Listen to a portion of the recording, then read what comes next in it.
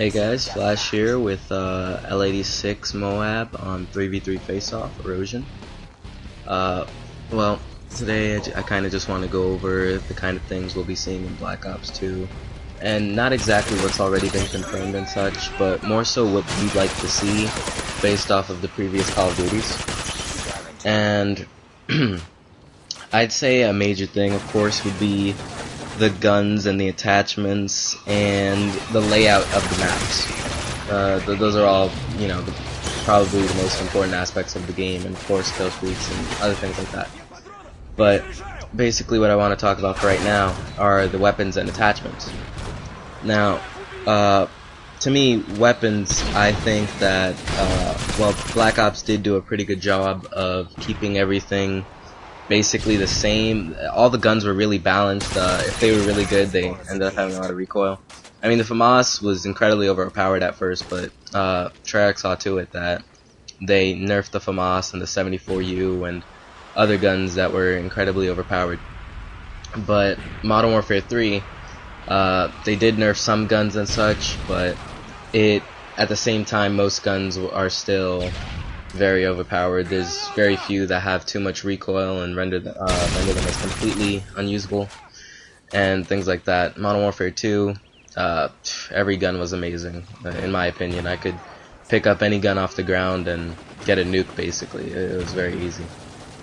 Now, in Black Ops 2, I'm kind of hoping for almost a mixture of the original Black Ops and Modern Warfare 3, because I want guns that each of them are basically pretty good, but they have setbacks that make it so that they don't necessarily become overpowered. Like, if you're going to make a particularly strong gun and say it's almost always a 4-shot kill or 3-shot kill, whatever you want to call it, I want to see a not too much recoil on the gun, but you know, make it manageable. Don't make it like the PM9 where the gun just skyrockets in the air. PM9 rapid fire. Oh gosh.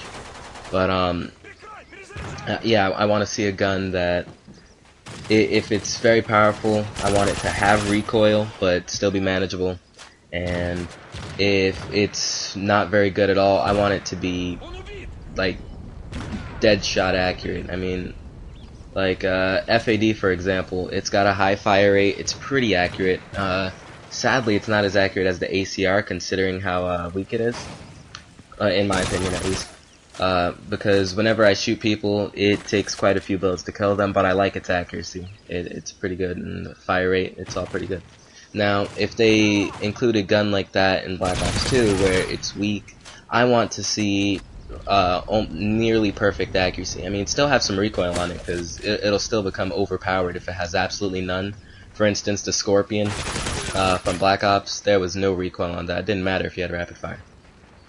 But they balanced it by reducing its range. So if you were more than 10 feet away, it took like the entire 20 bullets to kill an enemy. So yeah, aside from, you know, the recoil, another way to reduce the power, the ultimate power of a single gun, would be reducing its range and making it so that if you're a particular distance away from the enemy, it does take a lot more bullets to kill than usual. And that's basically what I want to see. I just want the guns to be very balanced. I want the guns to be specialized for certain purposes. Like, of course, submachine guns are going to be up close, and I almost died, but he was stupid. Yeah, submachine guns, of course, are going to be close range, very powerful there, and should beat out most assault rifles in close quarters combat.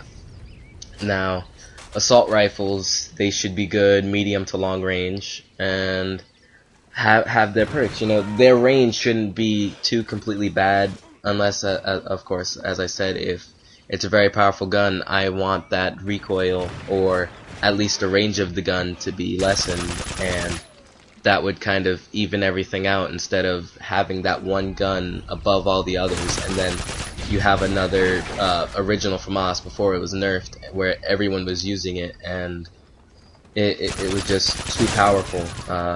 Maybe not even a case of being powerful, but better than all of the others. I don't want a single gun that can beat any other gun, close quarters or long range. It's not fair, and it kind of reduces the fun of the game.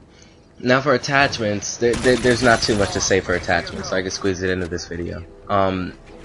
Basically, it's going to be your basic attachments, suppressor, extended mags, and things like that. But I would like to see, you know, new things being brought to the playing field. Now, I personally thought that the dual mags that was introduced to Black Ops was pretty cool. I mean, it gave you the quicker reload, regardless of whether or not you had sleight of hand. It was still pretty useful. And it also gave you the extra clip for your gun. Another thing that Black Ops brought was the infrared sight, which was basically a new version of the thermal sight. Now, personally, I didn't like it as much. I preferred the thermal sight from both Modern Warfare 2 and Modern Warfare 3.